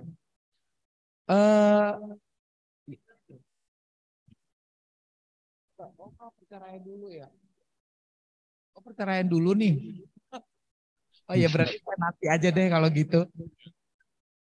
Jadi hari ini di PP 19 kita bahas banyak. Pertemuan kali ini adalah kita bahas spesifik khusus kawin, cerai, kawin lagi, kawin yang tidak izin. Nanti besok kita ngomongin yang tidak masuk nih. Sebelum berlanjut di chat ada yang nanya Pak Riza. Oh enggak ada.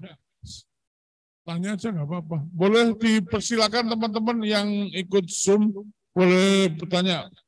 Pak Wahyu belum menjawab, Pak Wahyu. Ada yang mana, Pak? Kasus dari teman-teman bahwa dia sudah mengajukan izin perceraian. Namun seperti kita ketahui di Indonesia itu kalau nyari data pendukung itu kan susahnya minta ampun, Pak.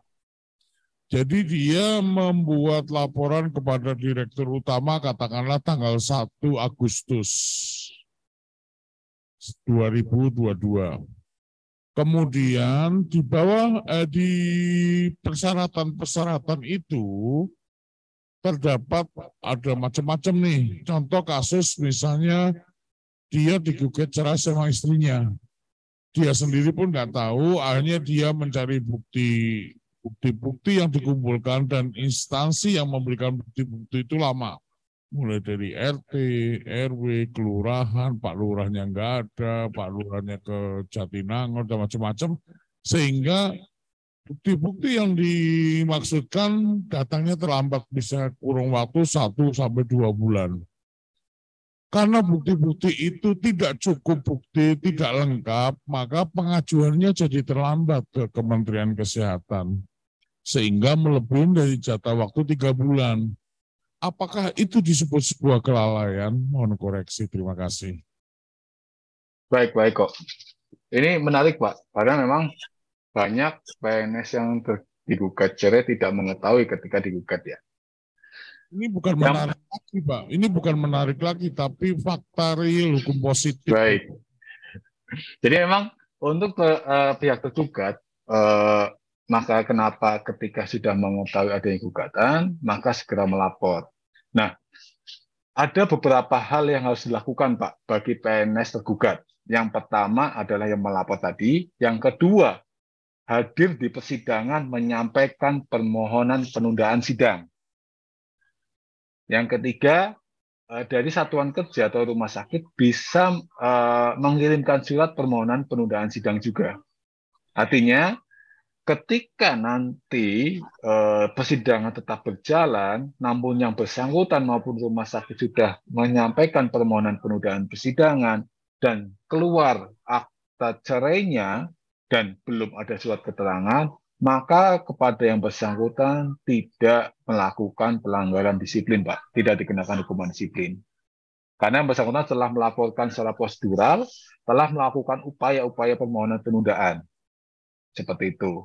Artinya ini salah satu diskresi yang Kementerian Kesehatan berikan. Kemudian terkait tadi, ketika misalkan ternyata permohonan kelengkapannya tidak dapat ya Pak ya, maka intinya adalah melaporkan terlebih dahulu itu Pak kuncinya. Jangan sampai nggak melaporkan.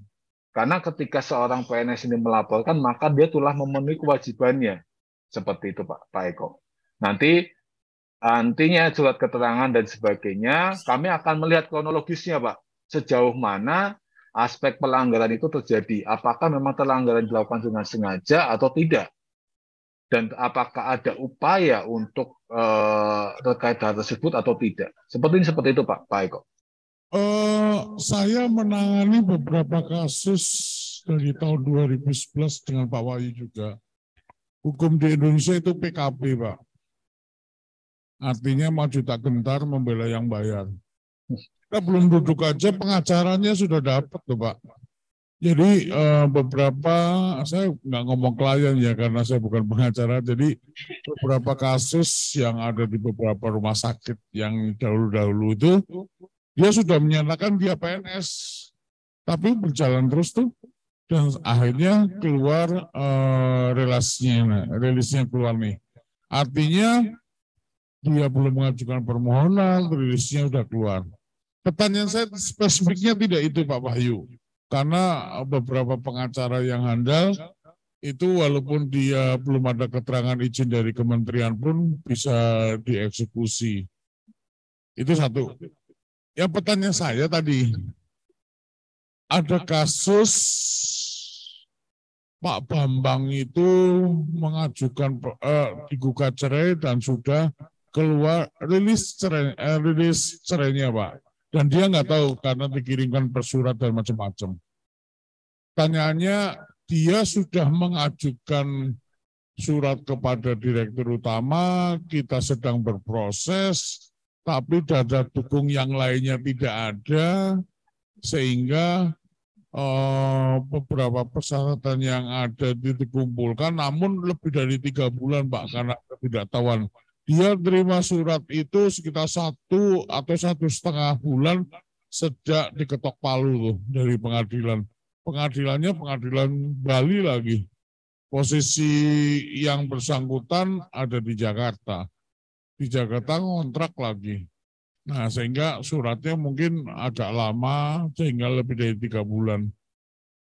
Apakah disebut sebagai sebuah keterlambatan itu? Karena memang agak jauh karena melibatkan beberapa instansi yang lain. Itu pertanyaannya Pak Wahyu. Kemudian ada yang kedua Pak. Yang kedua adalah kalau kita yang terjadi sekarang ini seringnya adalah tergugat Pak. Jadi beberapa PNS di tempat kami, Pak Gayus namanya Pak, itu digugat cerai sama istrinya Pak. Belum dia menghadiri sidang, belum menghadiri apa, tahu-tahu rilis SK-nya sudah keluar, Pak, walaupun dia menyebutkan saya PNS pada waktu pertemuan pertama gitu. Namanya Gayus Tambunan, kalau ini kan beda lagi. Nah, jadi ternyata dia sudah keluar nih, Pak. Mohon arahan terhadap ini, Pak Wahyu, pencerahannya. Terima kasih. Baik. Mungkin yang pertama dan ketiga ini sejalan ya Pak ya. Yang pertama tadi kan seorang PNS dengan menggunakan pengacara dan sebagainya tiba-tiba bisa keluar tuh akhirnya kan tanpa ada persidangan dan sebagainya. Nah kita harus membedakan Pak. PNS kita sebagai penggugat atau tergugat itu yang pertama. Ketika tergugat. Ya, enggak, artinya kita harus menjelaskan Pak. Ketika seorang PNS penggugat maka dia mempunyai peran aktif. Artinya saya sampaikan di sini, apabila seorang PNS penggugat maka jangan melakukan pengajuan permohonan perceraian dulu ke pengadilan sebelum ada surat izin. Nah, bagaimana ketika seorang tergugat? Kan seperti itu ya Pak. Misalkan nih, kedudukan istrinya ada di daerah lain, kemudian panggilannya dialamatkan kemana. Nah, tiba-tiba muncul surat cerai, kan seperti itu. Nah, yang perlu dicari tahu adalah PNS ini harus mencari tahu relas panggilannya ditujukan kemana. Itu yang pertama, Pak. Relas panggilan untuk sidangnya. Karena apa? Ini untuk membuktikan bahwasannya yang bersangkutan memang tidak mengetahui. Karena bisa saja begini, Pak. Sebenarnya saya tahu mau digugat cerai. Karena saya sudah bermasalah sebelumnya dengan di keluarga yang ya udahlah cerai aja, udah berpikiran seperti itu. Namun karena malas dan sebagainya, mereka mempunyai mengambil peran, mengambil sikap pura-pura tidak tahu. Karena ini harus clear juga bahwasanya ada orang-orang yang menggunakan celah ini atau mengambil kesempatan dengan melakukan ketidaktahuannya. Makanya perlu dicari tahu apakah relasinya dialamatkan kemana, ditujukan kemana, siapa yang menerima. Ini menjadi penting sebagai pembuktian bahwasanya memang benar yang bersangkutan tidak mengetahui apabila digugat cerai. Apabila memang terbukti demikian, tidak mengetahui, maka dan yang bersangkutan melaporkan setelah menerima akte cerainya, maka kami akan melihat. Ini akan melihat kasus per kasus ya Pak ya. Karena tidak dapat dijadikan sama rata bahwa setiap kasus penanganannya akan berbeda. Ini menjadi kewenangan kami di pusat untuk memilah apa langkah-langkah yang akan diambil. Karena ada beberapa kasus yang terjadi demikian, maka kepada yang bersangkutan tidak dikenakan hukuman disiplin. Seperti itu Pak. Kemudian yang kedua sama tidak tahu karena digugat ya Pak ya. Seperti itu tadi. Kemudian pemenuhan dokumen lama dan sebagainya ya. Intinya selama yang bersangkutan memenuhi syarat melaporkan, kemudian melengkapi syarat dari kelurahan, kemudian ada upaya pemanggilan, maka dapat diusulkan ke kami. Nah, pertanyaannya apabila pasangan tidak hadir bagaimana? Silakan disampaikan di berita acara bahwa yang bersangkutan tidak menghadiri. Kemudian bagaimana ketika surat lurahnya tidak terbit dan sebagainya? Sampaikan di surat permohonan ke kami alasan-alasan mengapa lurah tidak mengeluarkan surat tersebut. Khusus untuk tergugat tidak perlu dilakukan pembinaan BP4, Pak. Untuk pembinaan BP4 atau lembaga lain itu khusus untuk yang penggugat. Mungkin demikian Pak Eko. Terima kasih. Iya, terima kasih Pak Wahyu penjelasannya. Artinya rumah sakit juga tidak bisa mengirimkan ke Kementerian Kesehatan kalau data-data yang menjadi sebuah persyaratan pengajuan perceraian itu belum lengkap ya Pak ya? Iya Pak. Iya, jadi jangan dibilang lama ya Pak ya. Oke, ada lagi yang mau disampaikan? Mbak Meni izin perkawinan? Mbak Meni belum ya? Ada lagi Bu? Dokter Bisa? Ini masalahnya di medik banyak nih. Dok, ada yang mau ngomong Bu Karolin? Baik, Pak Wahyu tadi sudah disampaikan, teman-teman panitia disediakan link Bitly untuk absen. Sekarang absennya dihitung untuk mengikuti beberapa kegiatan yang penting. Hari ini tema kita adalah pencarian, tapi ada tadi di slide-nya Pak Wahyu cerita tentang ketidakhadiran, Pak. Nah, ini sebelah saya udah gatal dari tadi, bisa minta bonus, Pak. Di presentasinya Bapak itu yang disebut masuk tidak 3 hari itu bagaimana? Apakah 1 tahun atau 1 hari, 2 hari? Kalau menurut saya kemarin saya sudah mempresentasikan di Bogor nih siapa-siapa yang hobinya bolosan nih, termasuk yang pensiun nih bolosan dapat kena sanksi nih. Itu bagaimana Pak? Kalau menurut saya begitu dia udah 3 hari tidak masuk tanpa alasan jelas kan dia sudah langsung ditegur, bukan akumulasi. Mungkin Bapak bisa review nih, seperti tadi hak pensiunnya bisa jadi nggak dapat dan lain-lain sebagainya. Silakan Bapak. Baik kok. Terkait jam kewajiban menaati ketentuan jam masuk kerja dan Pak Wahyu bisa ditunjukin tadi presentasinya Pak Wahyu. Sebentar. Oke. Pak Gayus ngeliatin ini. Ini pos.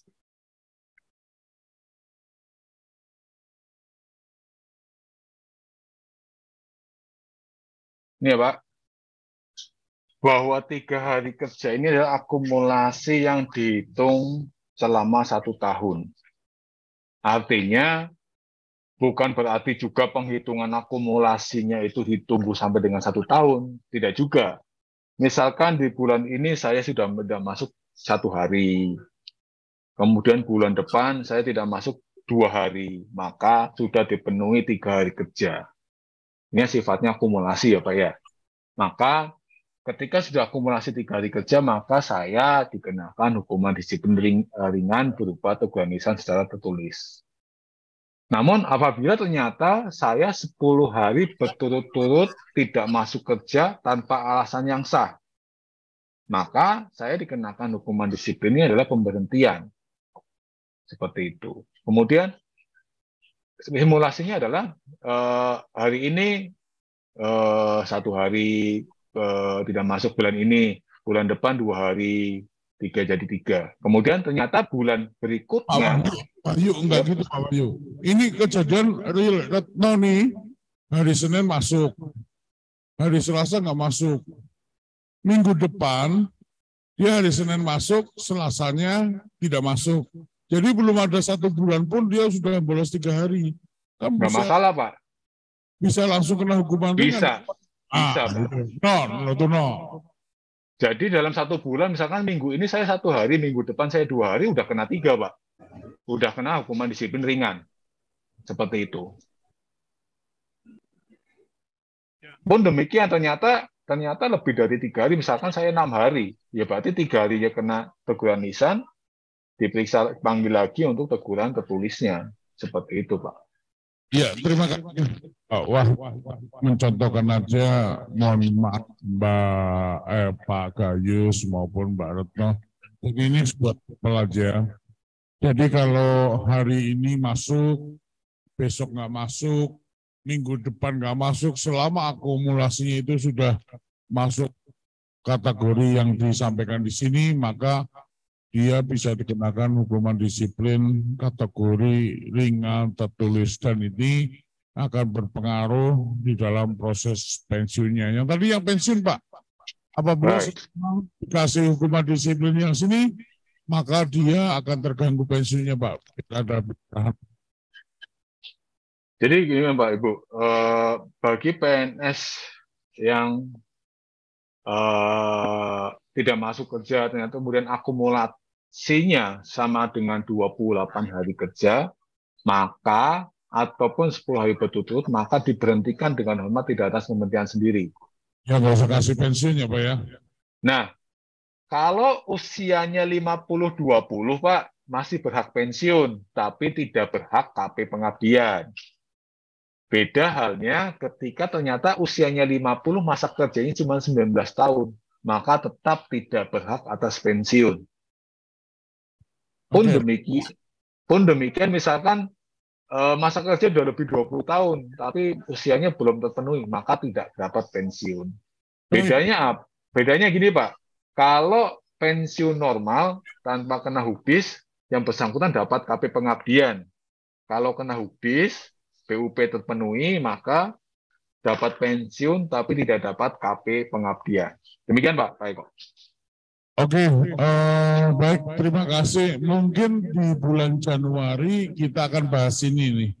Jadi teman-teman sekalian yang saya hormati, Pak Bambang sudah menjadwalkan bahwa bulan Desember ini kita cerita tentang kawin cerai. Bulan Januari kita ngomongin hukuman disiplin. Bulan Februari kita ngomongin apa, nanti ada judul-judulnya, sehingga sosialisasi terhadap hak dan kewajiban pegawai kita dapat penuhi semua. Closing statement, dia sawerannya ada yang mau ditanyakan, silakan.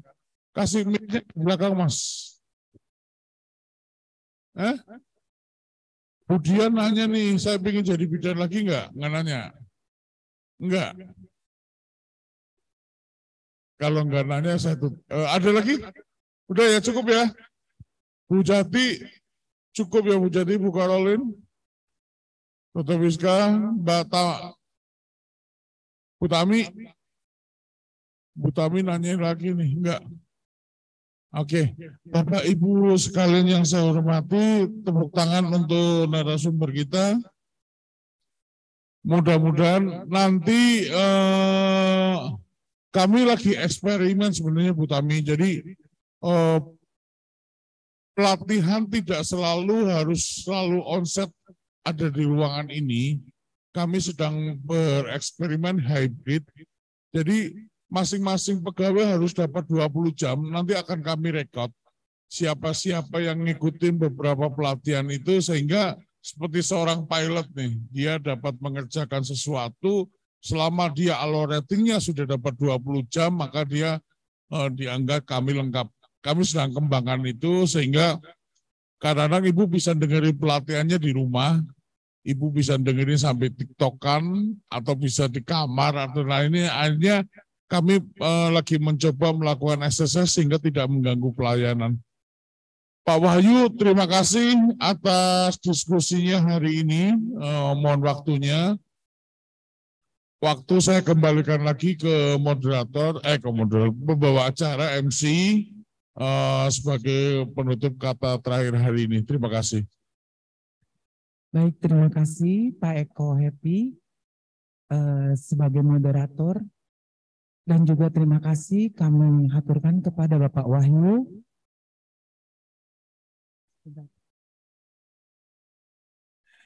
Dan terima kasih kami ucapkan kepada Bapak Wahyu Hanggoro Suseno Sarjana Hukum yang sudah menyampaikan pemaparan sosialisasi pembinaan pegawai, dan juga kepada teman-teman yang berada di ruang Zoom dan yang berada di ruangan ini. Terima kasih atas waktu dan partisipasi kebersamaan kita, yaitu memperdengarkan pemaparan dan sosialisasi pembinaan pegawai. Materi tadi sangat menarik sekali ya Pak Eko ya. Jadi kita sebagai ASN sudah semakin paham tentang kedisiplinan kepegawaian yang terutama tentang kawin cerai. Begitu ya Pak ya? Ya. Jadi kami harapkan kepada Bapak Ibu, baik yang di Zoom maupun yang ada di ruangan ini, sebagai materi yang sudah disampaikan oleh Bapak Wahyu Hanggoro tadi dapat bermanfaat untuk kita semua, dan kita semakin paham tentang kedisiplinan pegawai, terutama di Rumah Sakit Jiwa Dr. Soeharto Herjan. Sebelum kita beranjak dari ruangan ini, baik, acara akan ditutup kepada Ibu Direktur Utama kita. Sambil menunggu, gimana Pak? Oh langsung, iya. Jadi Ibu Direktur akan menutup langsung dari ruangan. Izin Pak Eko, Pak Wahyu, Ibu Dirut akan menutup acara ini ya Pak ya. Baik Ibu. Silakan kepada Ibu Direktur Utama Rumah Sakit Jiwa Dr. Suharto Herjan, Dr. Desmiarti SPKJ Mars akan menutup acara sore hari ini. Kepada Ibu Direktur kami persilakan. Baik, terima kasih Bu Marice. Assalamualaikum warahmatullahi wabarakatuh. Yang saya hormati narasumber kita Pak Wahyu HS dari Biro OSDM. Terima kasih atas kesediaannya memberikan informasi sekaligus literasi tentang kepegawaian ini Pak. Kemudian juga yang saya hormati Direksi Rumah Sakit Jiwa Dr. Suharto Herjan, kemudian bagian atau koordinator kepegawaian, subkoordinator administrasi kepegawaian, dan seluruh pejabat fungsional maupun seluruh staf Rumah Sakit Jiwa Dr. Suharto Herjan yang hadir baik melalui Zoom maupun hadir secara langsung. Alhamdulillah kita panjatkan puji dan syukur di tengah waktu kita yang mendekati akhir tahun dengan berbagai kesibukan, kita masih sempat untuk memberikan sosialisasi tentang aturan kepegawaian ini. Ini bukan hal yang sepele sebenarnya ya, karena ini bisa terjadi pada siapapun dan kita harus tahu tentang aturan-aturan kepegawaian. Termasuk saat ini yang disampaikan oleh Pak Eko tadi tentang masalah pernikahan ya. Sebagai seorang ASN, CPNS tentu saja kita terikat dengan undang-undang disiplin pegawai, undang-undang mengenai pernikahan dan sebagainya. Dan ini mungkin sebelumnya kita tidak sadari ya, sehingga ketika misalnya ada masalah tentang perceraian, masalah tentang pernikahan ternyata pernikahannya tidak sesuai dengan undang-undang. Nah, ini mungkin bisa kita minimalisir kesalahan-kesalahannya ke depannya ya. Jadi karena ini akan menyangkut tidak hanya pada individu yang mempunyai problem ini, tetapi juga sampai ke atasan-atasannya. Nah, tentu saja ini harus kita hindari dan kita harus menyadari bahwa sebagai ASN itu kita terikat dengan aturan-aturan ya. Jadi tidak ada lagi masalah ini adalah masalah pribadi. Ketika Anda adalah ASN, semua terikat mulai dari masalah etika, kode etik, kemudian masalah perilaku, disiplin, sampai masalah pidana dan sebagainya. Jadi mari kita sama-sama mengingatkan ya. Jadi kalau ada di sekitar kita, teman kita mengingatkan sebelum ada masalah dan kita menjadi memberikan masukan-masukan yang memang diharapkan teman-teman kita. Demikian juga dari kepegawaian, terima kasih sudah menginisiasi hal ini dan tetap melakukan sosialisasi karena pegawai ini kan ada yang datang pergi, ada yang pensiun, ada juga yang mungkin lupa ada pembaharuan tentang peraturan ini. Ya, demikian yang bisa saya sampaikan. Sekali lagi saya ucapkan terima kasih kepada Pak Wahyu selaku narasumber, pada bagian SDM yang sudah melaksanakan acara ini, dan kepada Bapak Ibu sekalian yang sudah mendengarkan ini, dan tolong disampaikan kepada yang belum tahu apa hal-hal yang poin-poin yang didapatkan dari sosialisasi ini. Terima kasih, mudah-mudahan apa yang kita lakukan ini menjadi amal ibadah. Terima kasih. Wassalamualaikum warahmatullahi wabarakatuh. Dengan mengucap alhamdulillah, saya tutup pertemuan ini. Terima kasih. Terima kasih kepada Ibu Dirut Rumah Sakit Jiwa Dr. Suharto Herjan, Ibu Desmiarti SPKJ Mars yang sudah memberikan waktunya untuk menutup acara pemaparan dan sosialisasi pembinaan pegawai. Terima kasih juga kami ucapkan kepada Bapak Wahyu Hanggoro Suseno, Sarjana Hukum yang sudah memberikan materi, dan juga kepada Bapak Ibu yang berada di ruangan ini